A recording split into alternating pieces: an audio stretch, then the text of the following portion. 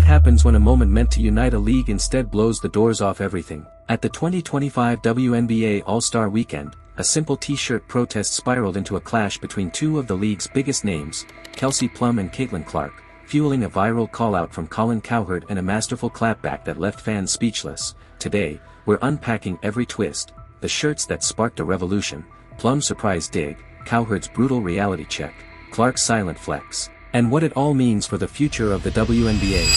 The moment both All-Star teams stepped onto Gainbridge Fieldhouse in matching black tees declaring, "Pay us what you owe us," the arena vibrated with raw energy. This wasn't a style choice, it was a coordinated demand. With the WNBA's current collective bargaining agreement set to expire October 31, 2025, players have been locked in tense negotiations over key issues: base pay hikes, elimination of per diem travel to budget airlines, full charter flights, expanded healthcare coverage, and pensions that reflect the league's growing revenues. Rumors of a potential work stoppage have loomed since spring. Behind the scenes, it wasn't a last-minute stunt. According to insider accounts, veteran leaders convened at 8 a.m. that same morning, mapping out a unified message and securing participation from stars across franchises: Sue Bird, Aya Wilson, Nafisa Collier, and beyond. The t-shirts were pressed, the plan was set, and within hours arenas from Las Vegas to Indiana were plastered with "Pay us what you owe us" signage. When tip-off approached, what should have been an exhibition of athleticism became an unmistakable call for justice, athletes worth millions in endorsement deals demanding that their own paychecks reflect the league's record-breaking TV ratings and expansion fees. No one saw it coming. In one bold stroke, the WNBA's brightest talents transformed a showcase game into the most powerful labor statement in women's sports history, until a single, offhand remark shifted every conversation from solidarity to schism. When the cameras shifted to the post-game press conference, Sparks veteran and Players Association VP Kelsey Plum began by lauding the t-shirt protest, then dropped a grenade, not to tattletale, but 0 members of Team Clark were very present for that. Instantly, the room went cold. Plum's dig wasn't directed at a coach or commissioner but at Caitlin Clark's all-star lineup, stars like Sabrina Ionescu and Aya Wilson, suggesting they'd skip the morning meeting that sparked the protest. In one throwaway line, a moment of solidarity fractured, reporters craned their necks. Ionescu offered a pointed eye roll behind her mic. What had been a rallying cry for every player morphed into a whispered question: was this just a poorly timed quip, or a revealing glimpse of friction between the WNBA's established veterans and its headline-making rookie sensation? When Colin Cowherd picked up Plum's comment on the herd, he didn't just criticize, he weaponized it. "You went from a Motel 6 in a sketchy part of town to a Four Seasons in the shopping district," he roared, "and now you're dissing the Golden Goose after she's the reason every WNBA arena sold out, every TV rating hit new highs, and every team swapped budget charters for private jets." In Clark's rookie year, games averaged a record 1.2 million viewers, up 170% from the previous season, and fan demand forced teams into luxury travel upgrades for the first time. Cowherd's blistering Motel 6 Four Seasons analogy crystallized the shift. Clark's impact turned the league's frugality into profitability overnight. Within hours, the clip went viral, cementing Clark as the WNBA's undisputed revenue engine and casting Plum's jab as shockingly tone-deaf. Most athletes would fire back with fury. Caitlin Clark chose finesse.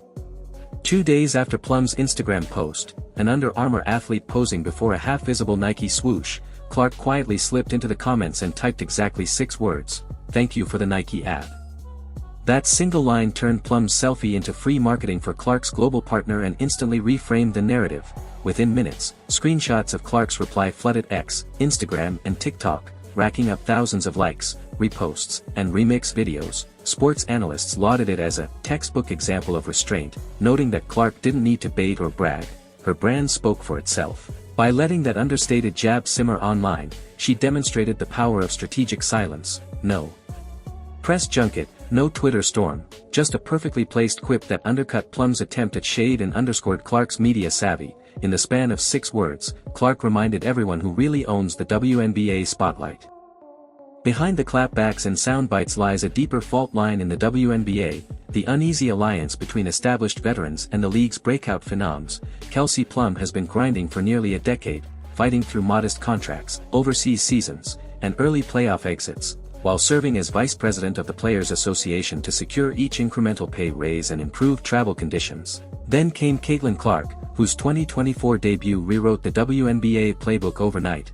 a 170% spike in ESPN viewership, a tripling of private charter flights, and expansion fees soaring into the nine-figure range.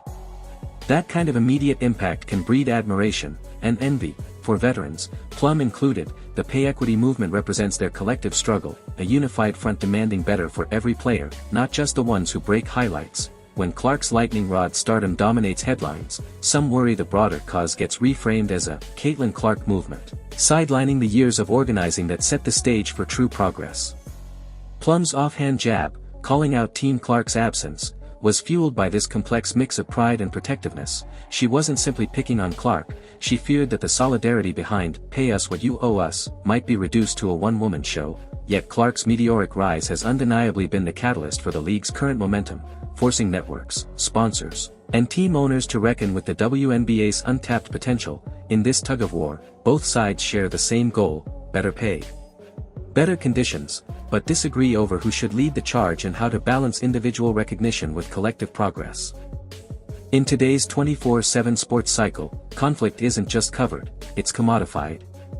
From ESPN's highlight reels to The Athletic's deep dives, every eyebrow-raising quote fuels clicks and ad dollars. Colin Cowherd's Motel 6 to 4 Seasons analogy wasn't a stray hot take, it was a social media weapon, engineered to spark debate, drive engagement, and boost ratings. Behind the scenes, the looming 2026 CBA talks add another high-stakes layer. Players are uniting around demands for higher base salaries, better travel accommodations, and expanded health coverage. Caitlin Clark's astonishing market impact, selling out arenas, shattering TV viewership records, and attracting six-figure endorsement deals, gives the union its strongest leverage in league history. Yet the very spotlight that empowers rookies like Clark can fracture solidarity when veterans feel sidelined. As factions form, tenured stars versus breakout phenoms, some worry that petty infighting will undercut a once unified front. If the narrative shifts from "Pay Us What You Owe Us" to "Who's really committed to the cause," sponsors may pause before renewing seven-figure partnerships. Networks, flush with record ratings but wary of controversy, could rethink long-term deals. In this climate, every public spat carries real financial weight. It shapes fan perceptions, influences boardroom decisions, and could tip the balance in CBA negotiations. The question isn't just who wins on the court, it's whether the WNBA emerges from these growing pains stronger and more united, or fractured by the very success it fought so hard to achieve. Despite the headlines, both Plum and Clark will remain franchise cornerstones. Plum is leading the Sparks, averaging double-digit points and mentoring younger teammates. Clark's fever games continue selling out, her merch stocks flying off shelves. The real test will come at the negotiation table. Will all players, rookies and vets, stand together for a stronger WNBA?